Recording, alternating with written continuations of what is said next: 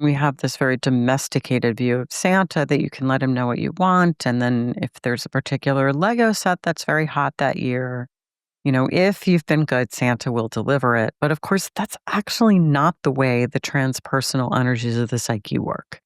You might get exactly what you ask for, but usually the ego doesn't really know what it needs. And the self may deliver what you need, which may not be what you want. And thus opening up the gifts and finding that Santa has given me new slacks from Sears, and sadly, the husky section.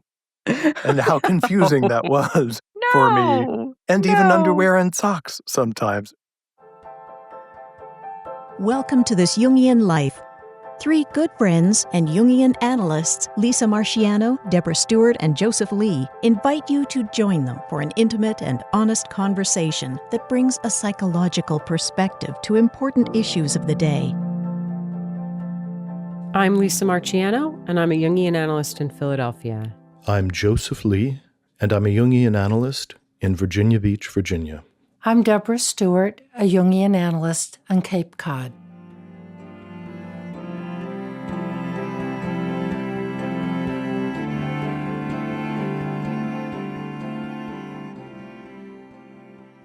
One of the eternal symbols of the Christmas season is the arrival of Santa Claus.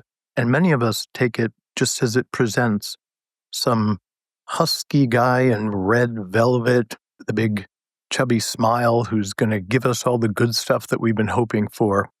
Certainly my experience as a kid.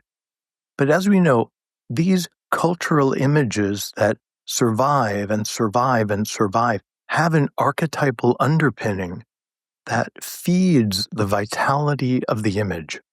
So today, we're going to explore the rather serpentine reality and evolution of the idea of Santa Claus. And you may find it as surprising as we did as we leaned into it.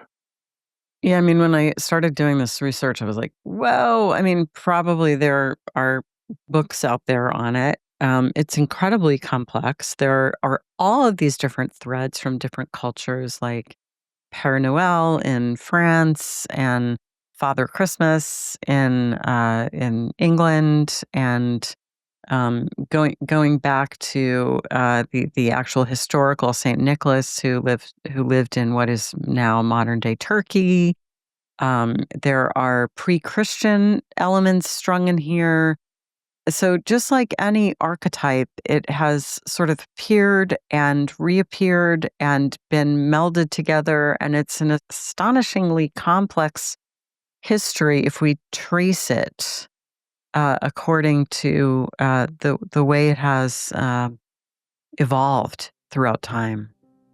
This Jungian Life Dream School is our year-long online program in the art of Jungian dream analysis. We offer guidance, instruction, and community as you learn to work more deeply with your dreams. There are 12 course modules, each with audio, video, and written materials, as well as a curated reading list. You'll be invited to join monthly live meetings with the three of us and to connect with fellow dream schoolers in our thriving online community. And this year, we are offering 10% off Dream School for the holidays. Just use the code HOLIDAY2025 when you check out anytime between now and the 31st of December. And you can also use this code to purchase Dream School as a gift for someone you love. Visit our website, thisjungianlife.com, to learn more, and we look forward to seeing many of you in Dream School in time for 2026. So as we said, that there's something universal about the pattern, and as archetypes do, they give rise to various ways of imaging the invisible archetype that is certainly influenced by culture in one way or another. So let's, since we're talking about archetypes, maybe we can just touch on some of the dominant factors that show up around Santa Claus. So he has something to do with secrecy and evidence. right? We're not supposed to see Santa Claus come. All the kids have to be asleep, lest you catch a glimpse of the great elf showing up and leaving all the good stuff. And then the kids want evidence, right? Oh, the cookies were eaten and the milk is gone and the presents are here. So there's something about this mysterious, secret dynamic to it. There's also something about boundaries. Somehow Santa Claus can come in and out of your house no matter where it is. And it used to be connected to chimneys. And I remember as a kid being very concerned that we didn't have a chimney. So we were up Schitt's Creek without a paddle, and how was he going to get in? I can't remember how my parents made that go away, but somehow I let go of it because I was trying logically to figure all this out. But Santa Claus somehow can move through thresholds with magic. There's a moral accounting, good and bad, and there's such a focus on children. So that's an element that seems to thrum in all of the images, but in different proportions, depending on where it shows up. I think that's a really good list, and I love that we're starting there, because really you can find lots about the history of this image, but we're really interested in tracking it symbolically as an archetype. And so, what Jung said is that the archetypes don't have a form as such, that they are kind of potentials in the psyche that don't necessarily manifest in a particular way until they get constellated, and then they take similar forms across different cultures. So we're sort of positing here today, I think, that Santa Claus is an archetype that's looked like this at this time and this at another time, and in another place it looked like that. So what are we talking about? And I think that's a good list, Joseph. And of course, another major one would be this idea of, well, first of all, gift giving. Yes. That it's something about bestowing gifts, especially on those who are worthy. And that perhaps links it with the Christian significance of the birth of Christ, that this was this gift that humanity was being given. And of course, the wise men meet the miraculous birth with gifts. So there's something really important there about gifts, but also I want to say maybe something like good cheer. But I think your list also hit these really important highlights, like the secrecy and the moral accounting, which I think we will get back to, and the sense of a kind of omniscience. Like, he sees you when you're sleeping, he knows when you're awake, he knows if you've been bad or good. So be good for goodness sake. Yeah, so it's a real, in a way, this is the transpersonal conscience. And that some goods come from beyond the ego's control. Right. And it is a mystery as to how these good things come. But there is some relationship between us and the source of the good things. That it's not a neutral contract. So in that way, Santa Claus can take on certain qualities of the self, or initially I think carried more of the bivalence of it, because Santa Claus also can give you a hard time as well as gift you. Yeah. But this idea that there's a magical source that travels through the sky and bestows what is necessary and what is desired, and that one needs to forge a relationship with that. Yeah. And I love that. If we think about that as a and like you said, an image of the self, and for children, it's like, well, I could ask for what I want, and then I might get what I deserve. If I've been good, I'll get what I want. In some sense, it's a sort of fairly rudimentary initial training in moral reasoning, right? In general, I mean, I think it's not always true, obviously, but there is some truth to, if you sort of do the right thing in the right spirit, you often do get rewarded. Maybe some people are going to say that's naive of me, but I think that's true at least some of the time. That's the message, and the bivalence is so interesting, and it really comes across like most things in modern life. It's really been watered down. So now we just have this vague sense that you'll get a lump of coal if you've been bad. Where is that in some Christmas song or something? But that's the joke, and you know, Christmas cards might feature that in a kind of humorous way or whatever. But that was often a major component Mhm. of Santa Claus, that he could be the punisher as well. And in some cultures, that role is really upheld by the figure of Krampus, who has kind of pre-Christian roots in mostly Alpine Europe. I think most people at this point can conjure up an image of Krampus. He basically looks like the devil.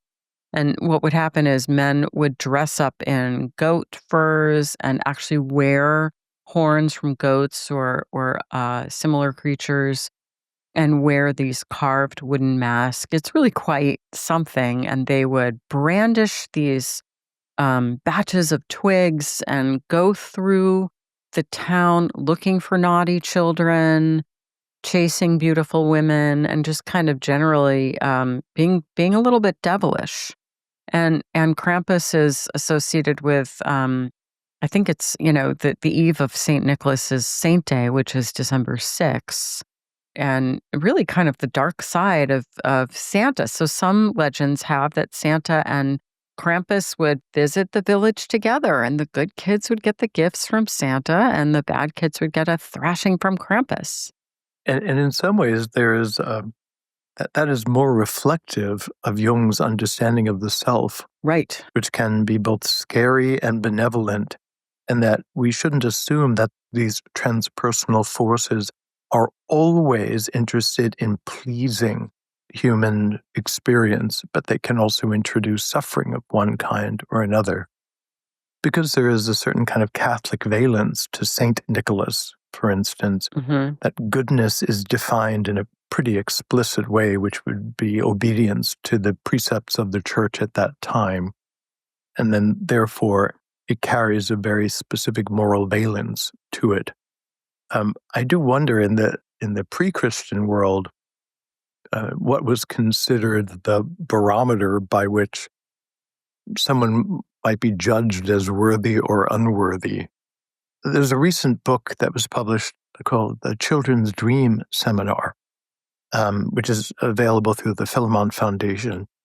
And Jung is analyzing dreams that the participants had when they were children to try to get a sense of this developmental arc. And that's a place where he leans in a bit to the archetype of St. Nicholas, and as you were saying, Lisa, really bringing up the tension between what might be pleasing and what might be scary. And he's leaning into it, and he's saying that, St. Nicholas also takes children into places of darkness. And some of the ancient stories are children might be abducted Hmm. for being bad and problematic. So because St. Nicholas comes from the spirit world, he also returns to the spirit world and may take something of us, or literally us ourselves, into the world beyond. So he's a judge of the living and the dead in that more ancient configuration of it, which makes him a little bit like Osiris, or even a Christ figure in some regards. Yeah, and I mean, again, we have this very domesticated view of Santa, that you can let him know what you want, and then if there's a particular Lego set that's very hot that year, if you've been good, Santa will deliver it. But of course, that's actually not the way the transpersonal energies of the psyche work. You might get exactly what you ask for, but usually the ego doesn't really know what it needs. And the self may deliver what you need, which may not be what you want. And thus opening up the gifts and finding that Santa has given me new slacks from Sears, and sadly, the husky section. And how confusing that was for me. No, And even no. underwear and socks sometimes, which is part of that symbol of Santa giving you what you need, but not necessarily what you want.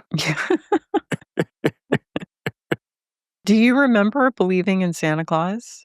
Oh my gosh, unquestioningly. Yeah. I believed in Santa Claus so intensely, and I was a very devout Catholic child, interestingly enough, although my family wasn't particularly. So when I was in duress, I would first pray to Santa Claus because that was the one that credibly showed up physically. Wow. So I would pray to Santa Claus. I pray to Jesus and Mary. They all kind of came together as the Trinity in my mind. Santa Claus, Jesus, and Mary. Absolutely. And so Santa Claus could intervene. And it wasn't that I was even praying for certain gifts. I was praying for resolution of certain things that were going on, for help. And it was very real to me. Yeah, Santa Claus as the intercessor. And there's something, I mean, when I think about this as, Santa Claus and what it's doing kind of in our psyches, there is something a little sad about it because we present it, we offer it to children as an image of kind of what you're talking about, a transpersonal being who kind of looks after them. And we even give them evidence of it. I mean, sometimes with a lot of effort. There's the midnight, depositing the gifts under the tree, and some parents go to a lot of, making sure the wrapping paper is different and all that kind of stuff. And then it's all revealed as a big fake. It makes me think a little bit of Jung in his autobiography, Memories, Dreams, Reflections, talks about looking forward so much to his first Holy Communion. His father was a pastor, and he thought the mystery was going to be revealed. And what he realized is that it was an entirely empty ceremony, that the wine was just the same old, wine that they bought at the corner store. The wafer was, baked by Joe the baker. And that his father didn't believe, and that he went through this great sacrament and nothing changed. So there is, and perhaps that's inevitable, right? Perhaps there is a way that we believe in magic, as it were, in childhood, and then I'm really going down a tangent here. I'll try to land the plane. But part of what happens in adolescence is that that belief, that sustaining belief in whatever it was, be it Santa or kind of more magical version of God, that we always have a crisis of faith, and then we have to find our way back. It is a little heartbreaking that we as a culture, that this is what we can offer kids, is this kind of sanitized, commercialized deity. Absolutely. And also, I mean, many people are out of touch with this, but in the Catholic Church, you do pray to saints with an expectation and hope that they can intercede and make things happen on your behalf. So there is kind of a reinforced idea about that. But what you're saying is, when your child finds out, often through friends at school, that Santa Claus is really your parents and they're stocking up presents in the top of their closet, or that the parents at some point independently decide, well, it's time to tell them. I mean, as a Jungian analyst, what I would suggest is they'll discover it themselves. You don't need to disillusion them. Sooner or later, their own psychology is going to question whether this concrete manifestation really adds up as they become more connected to how the world really works. Or the other kids will puncture the illusion. And this is something that Jung was sitting in. It makes me think of a conversation that I think Marie-Louise von Franz reported, where she was talking to Jung about a client who believed that she lived on the moon and that she had been diagnosed with a kind of psychotic condition. And von Franz was reporting it in a very clinical way. Well, this is a symptom and this is what she feels. And Jung had stopped her and said, no, she really does live on the moon. And she was like, no, she's psychosis. He goes, no, she lives on the moon. And what he was trying to restore was a felt sense of psychic reality, that for that person, they are in a part of the psychic terrain that has all the real properties of the physical world and has to be held as such in order for the analyst to meet the person in the uncanny world that they reside. And maybe that will change. I suppose it might over time. But to honor that secret mythic world inside of us, that's a challenge, isn't it? Yeah, and we create this, with the myth of Santa Claus for children, and then we wipe it away. And in secular societies, there's not a lot offered to replace it. So I mean, and honestly, I think that's what we do as Jungian analysts, right? Is we invite people to inhabit their own mythic landscape and to find their relationship with the symbolic world. In that sense, I think an experience of Santa Claus in childhood can be a precursor to that because, of course, you are relating not just to the guy in the Pepsi commercial, or I guess it was a Coke. Was it a Coke commercial? Whatever. I think it was a Coke. It might even have been a Diet Coke commercial. He definitely needs it. I mean, Santa needs a GLP-1. I mean, let's just face it. Absolutely. Stop with the cookies, Santa. But yes, you have that image in your mind, or the Santa Claus that appears in those wonderful animated specials this time of year, or whatever. But you are also relating to those archetypal energies that you and I spoke about at the top of the episode.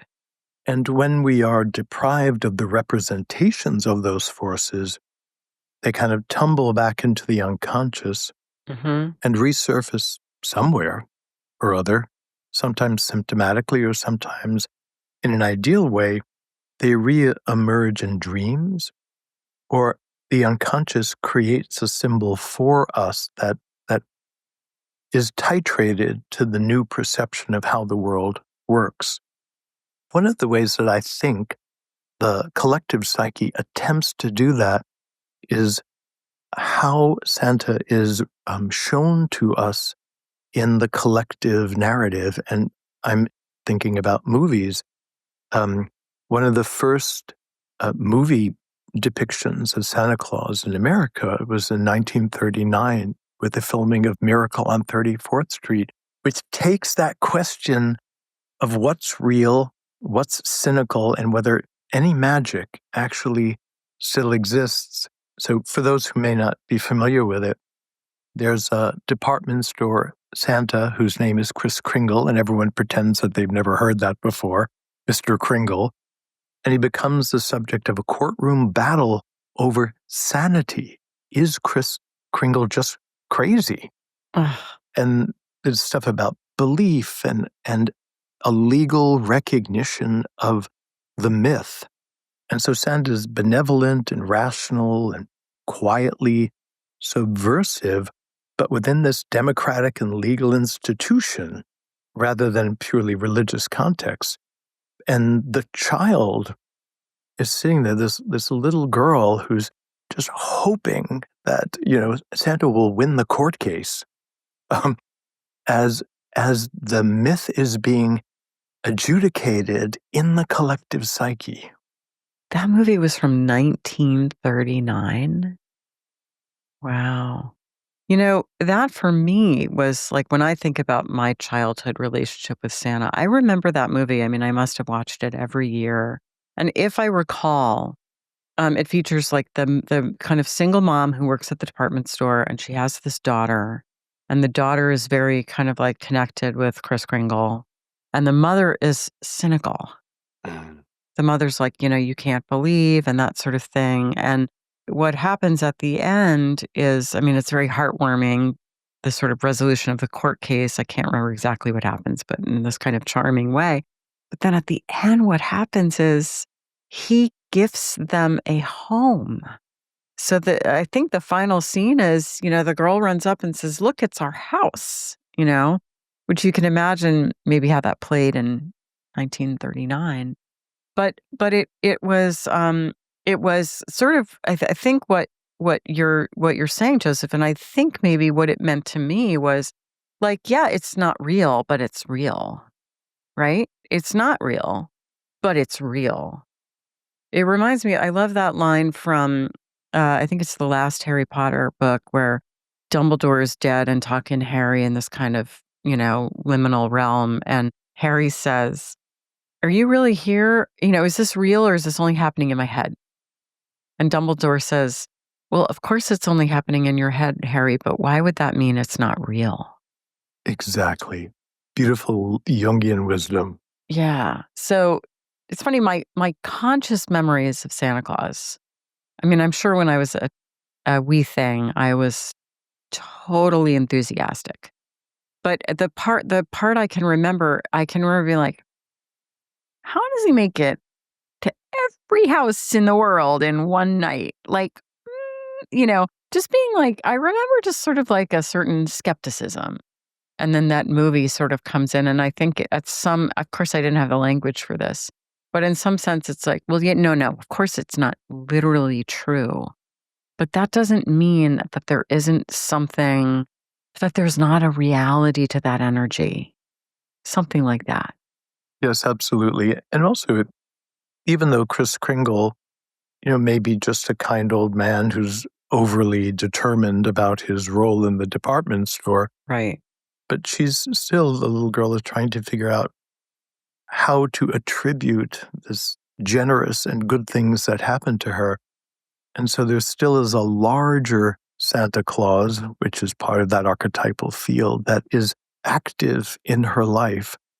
And she attributes the good things that come to her to a transpersonal source. And that keeps her in relationship to the self, to some kind of internal principle. It's a brilliant movie, actually. Many movies at that time frame were also influenced by Freudian thought. There's a lot of movies adjudicating this idea of what's healthy and what's not healthy and what's fantasy and what's the reality principle. I mean, it's an analysis of the reality principle. That's so interesting. What I remember, and I wish I'd thought to kind of research it before we started talking about, what I remember is that the resolution of the court case is something like, well, we can't really prove he's not this, and what's the harm in it? It's like the effect is good. I may be misremembering that, but do you know kind of how it resolves the court case? I am going to find that out, but keep talking among yourselves while I research that. No, because the reason that I think it's interesting and worth looking up is because that's actually if I'm right, that's the sense of it, is sort of like, well, what is the effect of this belief? Because that is actually a very Jungian approach to things. Jung was just interested, and he says this, he was a phenomenologist, and he wasn't so much interested in sort of litigating the actual truth of something. He was interested in, well, how does it operate? What does it do?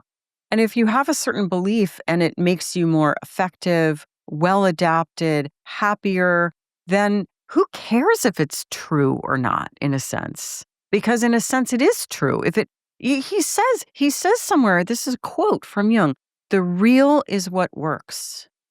Okay, so now I'm really interested. Go ahead. So for those who are not familiar with the 1936 movie Miracle on 34th Street, I'll do a quick synopsis because I think it's so appropriate to the topic that we're discussing in the evolution of the image of Santa Claus. So it's Thanksgiving morning, New York City, and Macy's is about to start its enormous annual parade. And for those of you that may not have seen this, it is a huge, big deal, full of these enormous balloons that they're famous for. Doris Walker is a Macy's executive, and she's in charge of the event. And she discovers that the guy that she had hired to play Santa Claus is drunk as a skunk and, of course, cannot appear in front of children. An older fellow in the crowd with a white beard is kind of outspoken and shouts that the parade should absolutely not send this drunken guy out to greet families. Doris really needs a replacement immediately, so Intuitively, she puts that stranger into a Santa suit.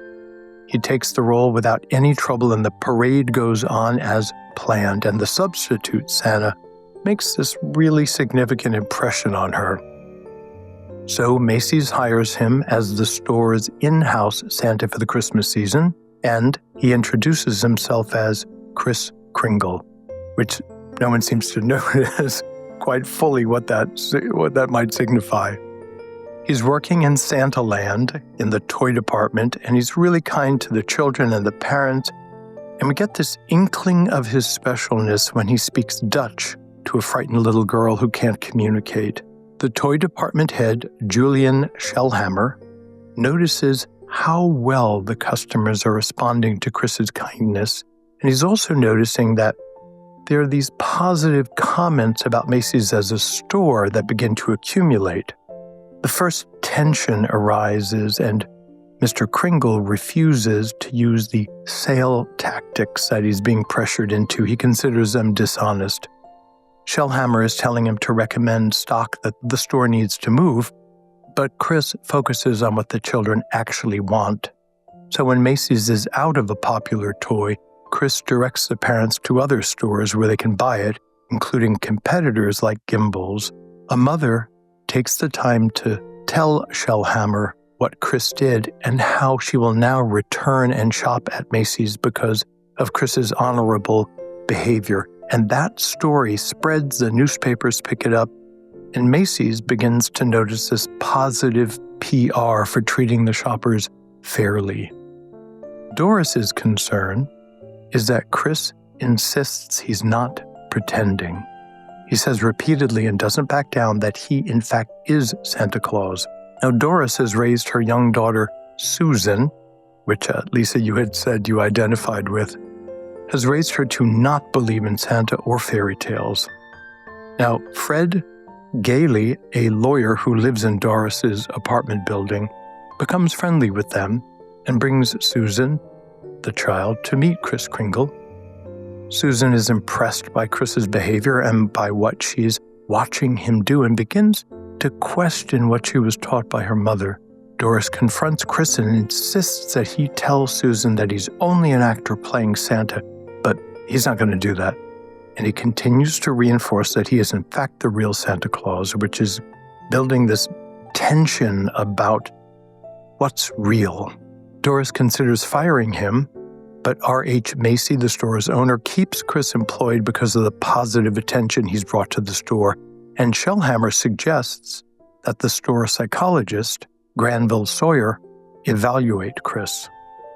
Sawyer does and decides that Kris is dangerous because he believes his own claim, and he pushes to have Kris removed and committed to a psychiatric asylum. Kris Kringle confronts Sawyer about the way he's misusing his authority. During the argument, Kris hits Sawyer on the head with an umbrella, and Sawyer uses the incident to have Kris forcibly taken to Bellevue Hospital for psychiatric evaluation. And Kris, feeling betrayed, believes that Doris has cooperated with Sawyer and becomes deeply wounded and discouraged. He stops trying to defend himself, and he even deliberately fails the psych exam, and the doctors, in fact, do recommend permanent psychiatric commitment. Now, Fred refuses to accept that outcome, and he persuades Kris to contest the commitment, and he will represent Kris in court. Now, the case generates a lot of public attention and turns into a legal question about whether Kris is competent and harmless or delusional and dangerous. So, the court hearing is held. Judge Henry X. Harper is there, and District Attorney Thomas Mara, who prosecutes the case and tries to end it rather quickly, just moving on and getting Kris into the asylum. He asks Kris to testify and brings forward that he believes he's Santa Claus and asks the judge to rule that Santa Claus does in fact not exist. But Judge Harper is feeling something intuitively, and he delays the final ruling and allows further evidence to come forward. Fred calls R.H. Macy as a witness and gets him to state under oath that he believes in Santa Claus. And after that testimony, Macy fires Sawyer. Fred then calls Mara's young son, the prosecutor's own son, who testifies that his father told him that Santa Claus is real, which, by the way, is like a delicious moment in that movie. Mara, the prosecutor, concedes that many people do in fact believe in Santa, but argues that belief is not proof. And he demands that Fred prove that Chris is not merely a Santa actor, but in fact the one and only Santa Claus, and he gives the defense one more day. That night, the young girl, Susan, writes to Chris, sends a kind and supportive letter, and addresses it to him at the courthouse. And her mother, having something of a change of heart, Doris signs it as well. At the New York post office, a mail sorter notices the letter going to Santa Claus at the courthouse and proposes a solution. The post office has actually accumulated massive sacks of undeliverable letters addressed to Santa Claus. In fact, I think that probably still may happen. And he arranges for those to be delivered to Chris at the courthouse. And when the court resumes, Fred learns that bags of mail addressed to Santa Claus have been delivered to Kris Kringle. And Fred argues that the post office is a federal agency, and by delivering Santa's mail to Chris, the government has officially recognized him as Santa Claus. Judge Harper demands to see the letters. The postal workers bring in these sacks and empty piles, mountains of letters onto the judge's desk. And in this kind of heartful triumph, Judge Harper dismisses the case and Chris is released. It's Christmas Day, and Chris has invited Doris, her daughter Susan, and Fred, who helped him, to visit him at the home for the elderly where he lives. Now, Susan expects Chris. She believes in him so much, expects him to gift her the house she showed him in a magazine, and she is so disappointed when Chris admits he's not been able to do it. As Doris and Fred drive home and the child is churning, they follow directions that Chris has given them, ostensibly to avoid traffic.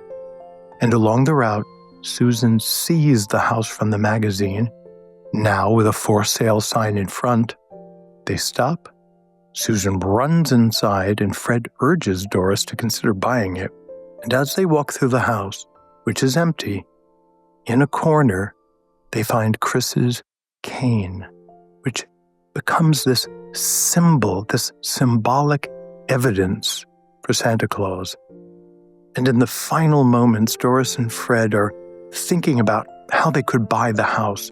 But I think more significantly, they are now wondering if Kris Kringle is indeed Santa Claus. Couple things. First of all, I knew that Susan was a famous actress, so while you were reading, I looked it up. A young 8-year-old Natalie Wood plays Susan. Oh my gosh, I had no idea. I know. It reminds me, the ending of that story, which I think is very relevant to our topic of, in a lot of folklore of the British Isles, there are these encounters with fairies. You spend the night in fairy, and then when you wake up the next morning, you think, did it happen? Did it happen? And then you search for some proof. So a lot of times in the realm of fairy, you are given gold, and you stuff your pockets full of gold. And in the morning when you wake up, you go, oh my God.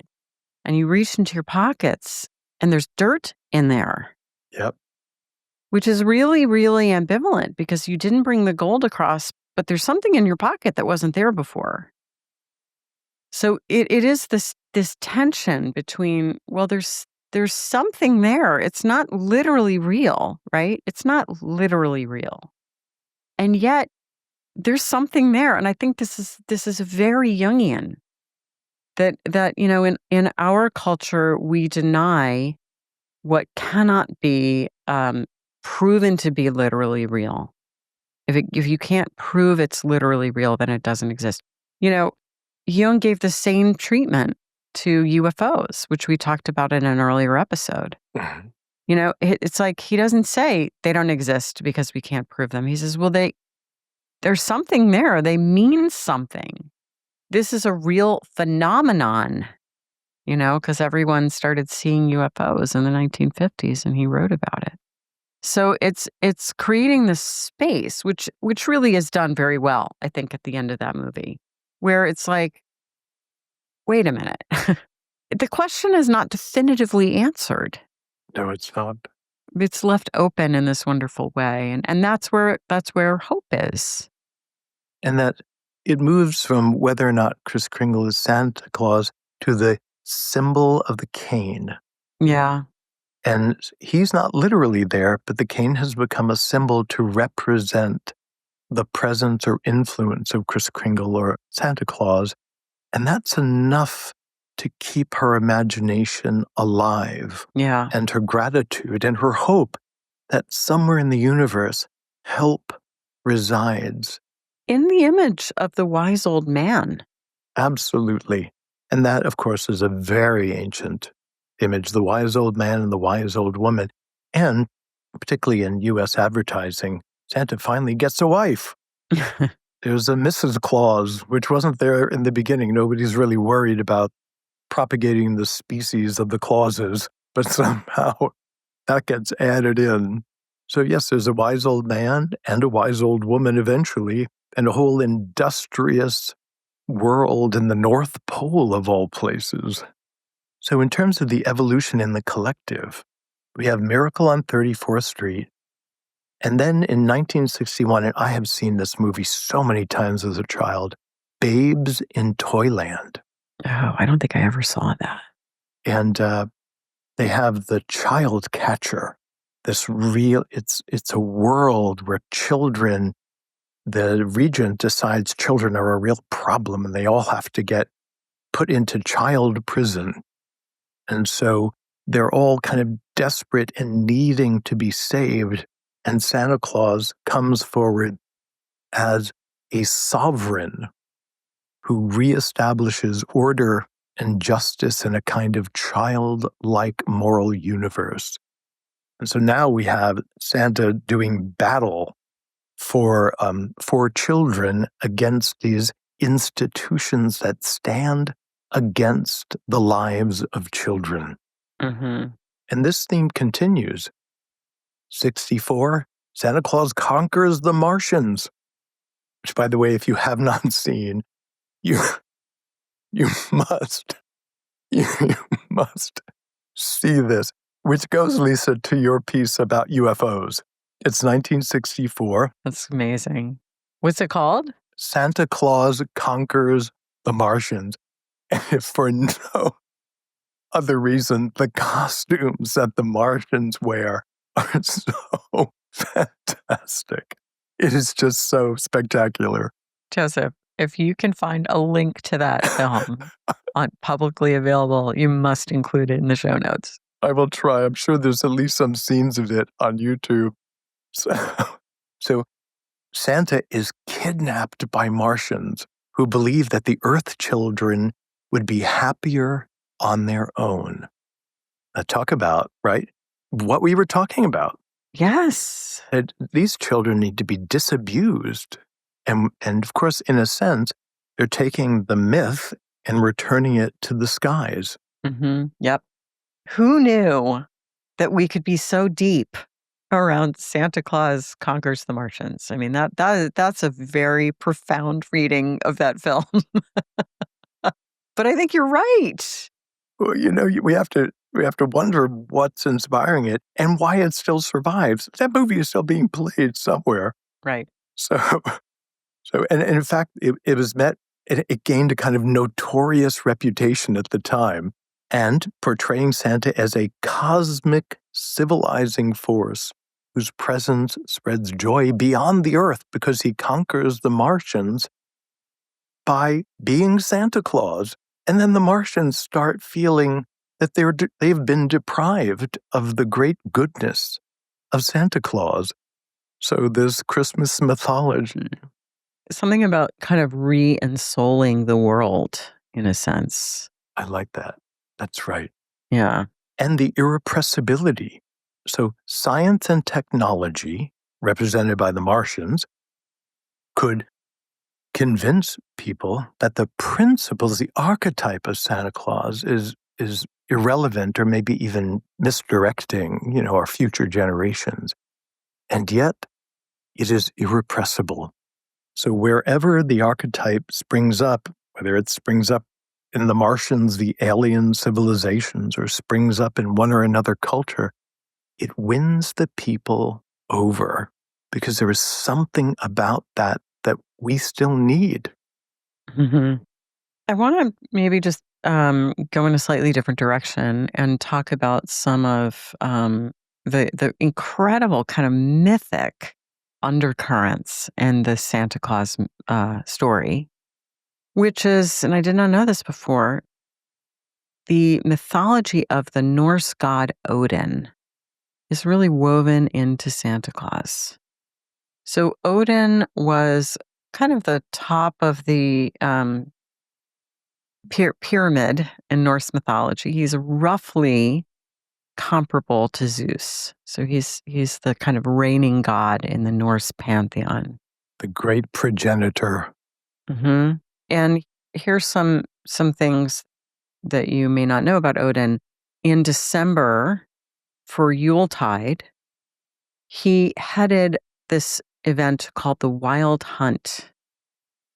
And the Wild Hunt was kind of what it sounded like. And it was this dangerous procession that took place every December. And if you were alone in the woods and the wind was howling and the storms were afoot, you might get swept away by the Wild Hunt. Mm. And Odin was at its head. Odin knew who had been bad and who had been good. And during the Wild Hunt, he hunted down or abducted those who deserved it. So that sense, again, of kind of a moral judging function. He is often depicted as a berobed man with a long white beard. He's very much in the kind of similar genre as, let's say, Merlin or Gandalf. Mm-hmm. He was the most iconic figure of Yuletide. The holiday that involved feasting and gift giving and hospitality. And he had an 8-legged horse called, I'm going to say Sleipnir, I think I'm pronouncing it correctly, that pulled his sleigh. And of course, he had dwarves, not elves so much, but dwarves who were amazing creators. And he was sometimes referred to as the Yule Father. So there is a little surviving piece of a kind of pre-Christian mythology that's really made its way without too much change into our modern world. Yes, I think that's so interesting. And we associate Santa Claus with the far north, the North Pole, and yes. And so it makes sense this thread from the Nordic cultures is still represented in the winteriness, of that. I have to tell you that one of the uncanny things is I only in the last few years have clients from that Oceania area and Australia, and December is the middle of their summer. And I cannot tell you how that messes with my head. That Christmas does not land with cold weather, and how to square that. I mean, of course, it makes sense, but it's so iconic, right? That there's the snow and the cold and a white Christmas, and yeah. Maybe it makes sense for us to talk a little bit about parents and how parents orient to the myth of Santa Claus, and when do you, if you're a Santa Claus family, I always think about the hard road that Jewish kids have to travel in the younger years. It's like their parents like, well, it's not really true, but you got to keep your mouth shut, But that must be pretty hard. Yeah, because otherwise you feel like, wait, why don't all the Christian kids get this? Like, why does this guy not visit me? It's like, but how do we as parents manage Santa Claus in our family, and when do we tell kids that he's not real, and is this even something we should be propagating? I mean, I remember when we were pregnant with our first child, my husband said, we're not going to do the Santa Claus thing. It's just, it's like you're lying to your kids. You shouldn't lie to your kids. And then, so the first Christmas where she was like kind of old enough to know what's going on, she was about a year and a half. And he was like totally like, yeah, we got to like put the cookies out. I'm like, what? He's like, oh, no, we're totally doing Santa Claus. So it's like, okay, well, I guess we'll do Santa Claus. And of course, it was totally fun. It was just so fun.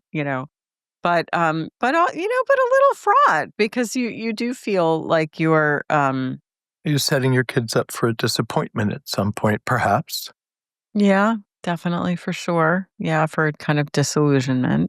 And again, I think there's a way that I want to that like we've been saying this whole time. Like, of course, it's not literally true, but there's some kernel. Like with any archetype, there is something very real at the heart of it that must not be diminished or discounted. I mean, the archetypes are very powerful and they're bivalent. And as we've been saying, Santa Claus is bivalent. Sometimes he's this jolly, wonderful, good guy, and sometimes he's sort of the avenging angel. So you don't want to give your kid a cheapened version of an archetypal experience. So there's something about that. Maybe that's not exactly the right words. So when you say that, it makes me think about how subtle it is for parents to appreciate the religious dimension of the archetype and to be able to hold that, as all archetypes have a certain spiritual or religious dimension, while we're still propagating a kind of cultural advertising, kind of gift purchasing dimension to it. So if it's just a way of propagating a kind of a capitalist fantasy about buying a bazillion things for Christmas, that's one dimension, and one I can understand feeling cynical about that.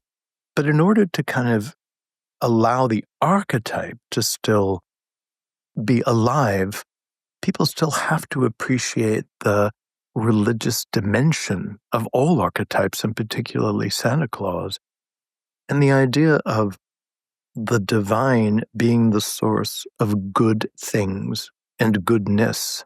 And there's that phrase in the Gospels, all good gifts come from heaven above. So give thanks and give praise. So associating goodness with the transpersonal, which of course for a child, goodness looks like, being pleased and happy and all of that. So I think appreciating the need for a religious symbol and to provide evidence, which of course is the parents providing these gifts, so that the child can really hold on to something divine, actually. Yes, that's really well said. And maybe I'll just sort of share, I think part of my personal response to this time of year, in addition to obviously, like most of us, having a lot of memories sewn up with it. And actually, we're recording this on December 22nd. So this is a very appropriate statement to make, is there is a rebirth at this time of year. And there is an incredible gift being given, which is the return of the sun. That the days are going to begin to get longer, and that sustaining experience of knowing that the great good thing is about to do another turn. So that's quite a gift. That's right. And the tension, anthropologists surmise that as the days are shortening and shortening and shortening, and then there's the pivot point, and will the light win? Will Santa Claus escape the Martians? Right. What will become of us?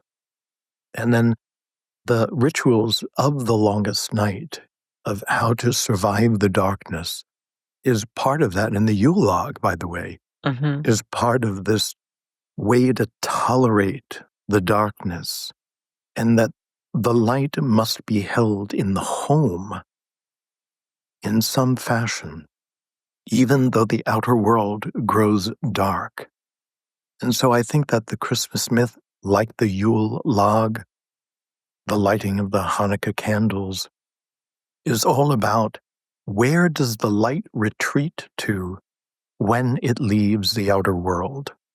And almost always it retreats to the home, which is where Santa Claus visits, where the Hanukkah candles are lit, where the goodness can be found when cannot be found in the world. And in the image of Santa Claus, that it or he or the principle comes to us where we are. And that's a remarkable message for us to be given. And it brings with it a promise of renewal, that the days are not going to always be. I mean, you made the point about the Southern Hemisphere. I mean, here in Philadelphia, it is remarkably cold and drab. And I'm looking outside, and even though the sky is blue today, everything is brown. And, my garden beds are all dried up, and, it looks like there's no life. But I know my body knows, right? Because your body registers the lengthening days, that we've just turned the corner, that tonight will be a little bit shorter than last night. And the Christmas tree, by the way, which is ever green, becomes that symbol that the wintering has not taken everything. Yes. Yeah. So it is the iconography of this season touches deep into the psyche, even though we know it in this familiar, kind of highly commercialized form. And we've seen lots and lots of movies, some of them better than others. What's your favorite Christmas movie? Oh, gosh.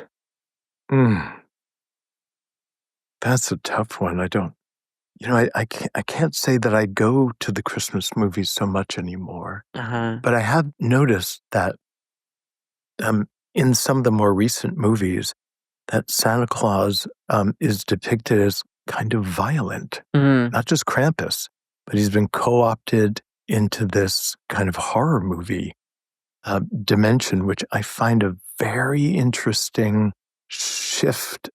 My favorite, kind of casting back to the childhood classics, is probably How the Grinch Stole Christmas. I mean, the original one that's animated by Seuss. I love Dr. Seuss, actually. I mean, maybe sometime we should do an episode on Dr. Seuss. Yes, we I love should. Dr. Seuss.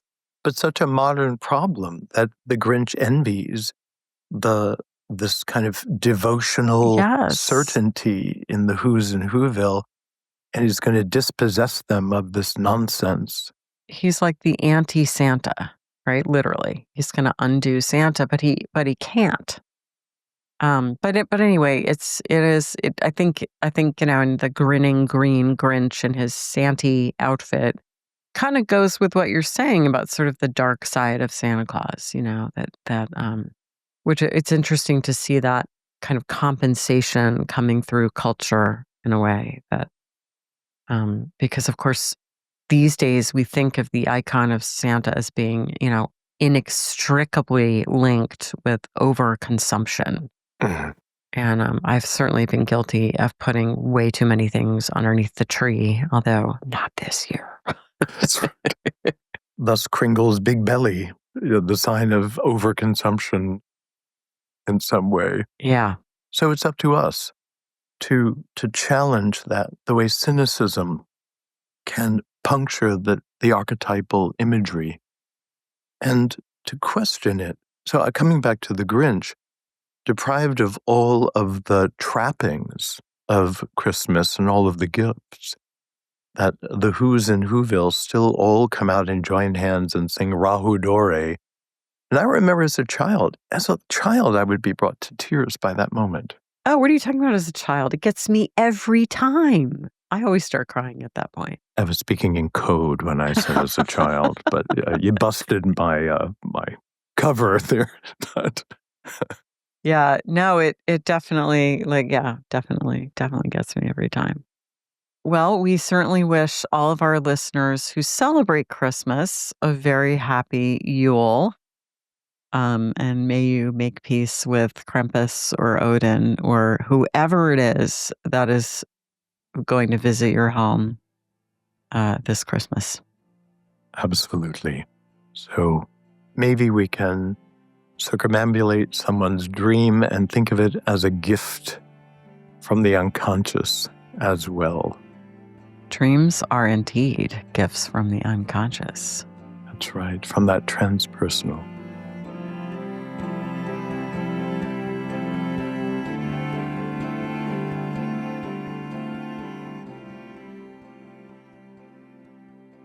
Our dreamer today is a 32-year-old male who works as a medical doctor. And here is his dream. It's my birthday, and I'm expecting a gift from my grandmother. She hasn't come to my parents' house, but has sent me a text message saying that there is a gift for me there. The gift was given to my brother for Christmas.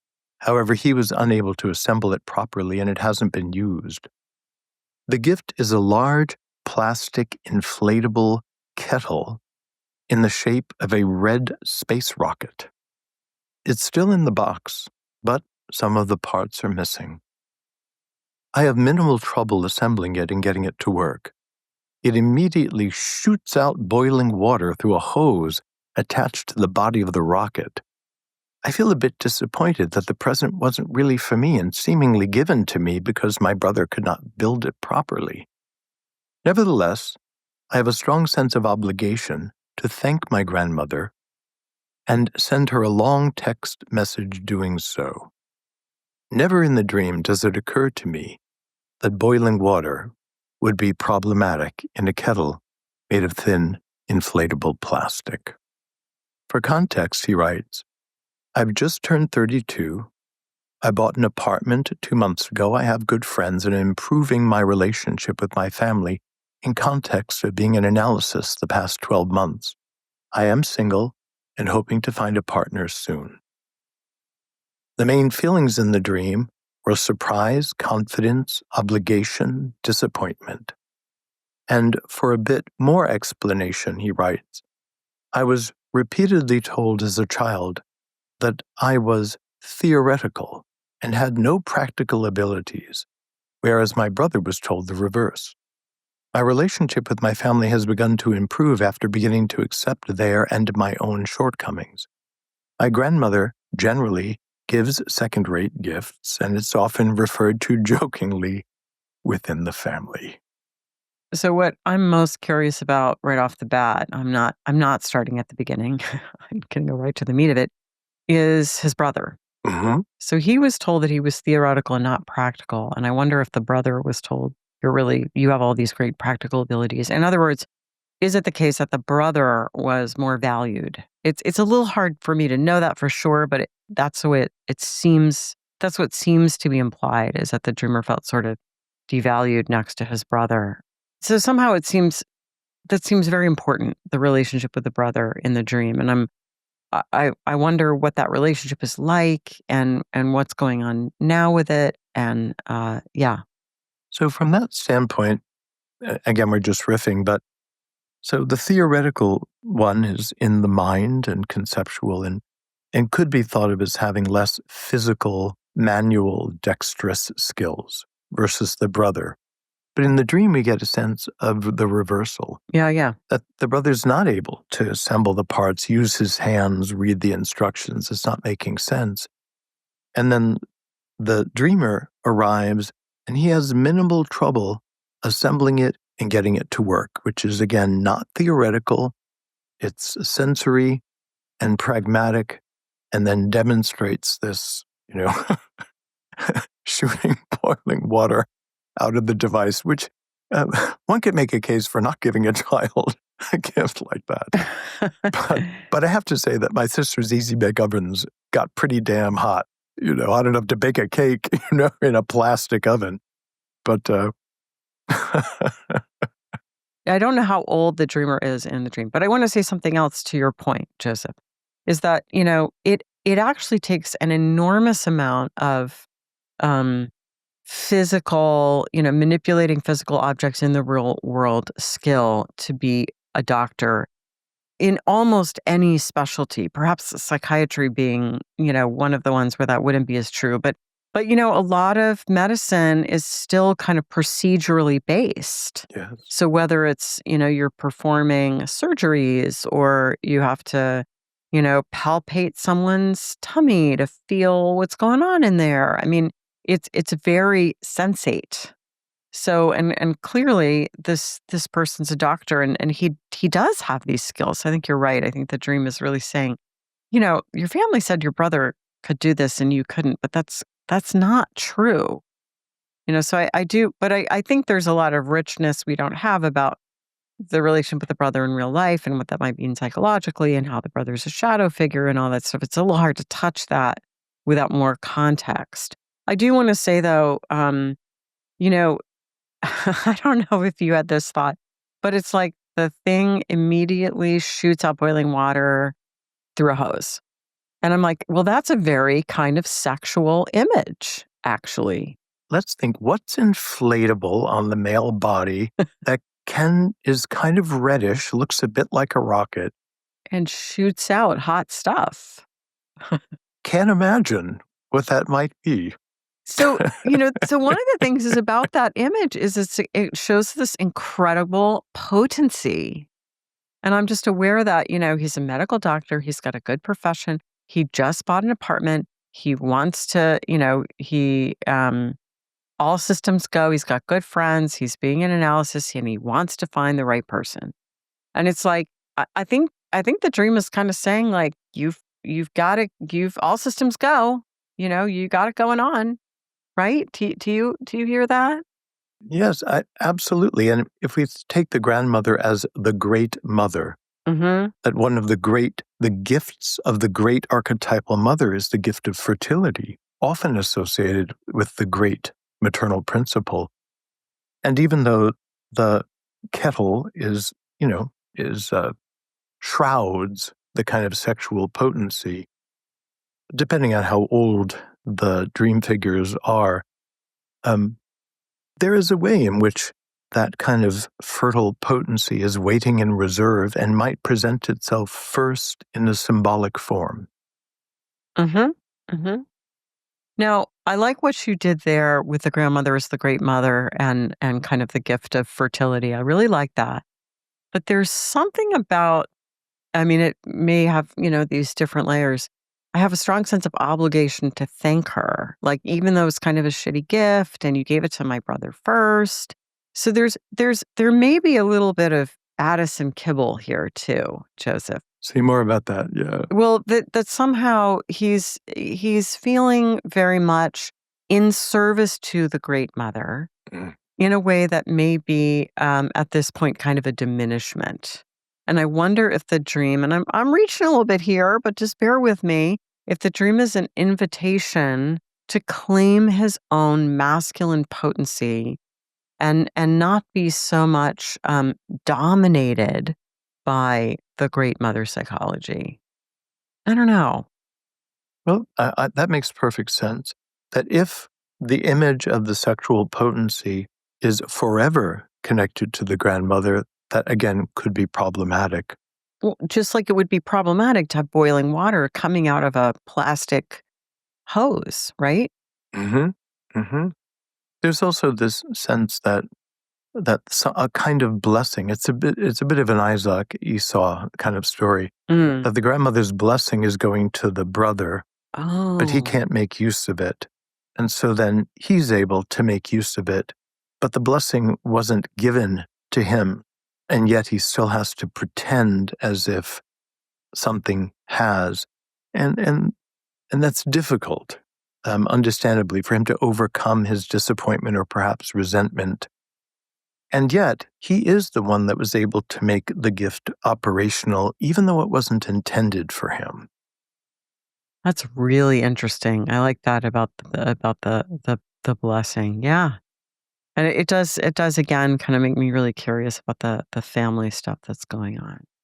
Taken literally, as he says, it doesn't occur to me that this could be a problem, boiling water being a plastic item. And the solution is the symbolic attitude. that's almost always the key that unlocks the next layer of the dream, where all of a sudden it may make sense to actually have an inflatable kettle that squirts something hot. And it may be, I'm just taking the image in a slightly different direction. It may be that if he can make it his own, it won't be just plastic inflatable. He'll have a real rocket. I can see that and the value of it. So there's an opportunity to explore his attitude towards these various things and find out other layers with which this could have meaning and value. Mm-hmm. Now, the fact that he says that his family has begun to improve, this is always funny. My relationship with my family has begun to improve after beginning to accept their and my own shortcomings. So it suggests that resentment, that judgmental attitude where I don't accept my own shortcomings, I do not accept the shortcomings of others, there's still a little problem there at the end, that the grandmother is second rate, and that's kind of funny. And yet there's a growing sense of acceptance and I think deeper understanding of how to put things together even though some of the parts are missing. So if we take that and even apply it to the reparations and reconnections with the family, it doesn't need to be perfect. Everything doesn't need to be in the box for his relationship with the family to work. And there may be humor is used as a defense against the disappointment that the grandmother's gifts bring, but that is a reasonable high-level coping mechanism. Mm-hmm. Having a good humor about something like that's a way to cope, rather than being trapped in a darker place. But yeah, it's probably true about every relationship that we will ever have is in the box of the relationship, some of the parts are missing. Yep. And if you can make it work, it works. Thanks for listening. To submit a dream, suggest an episode topic, or join our mailing list, visit our website, thisjungianlife.com. If you enjoyed this episode, give us 5 stars and a good review on Apple Podcasts, Spotify, or wherever you get your podcasts. Subscribe to our YouTube channel and make sure to click the notification bell to be alerted whenever we upload videos. And keep up with all things TJL by following us on Instagram, Facebook, X, and TikTok.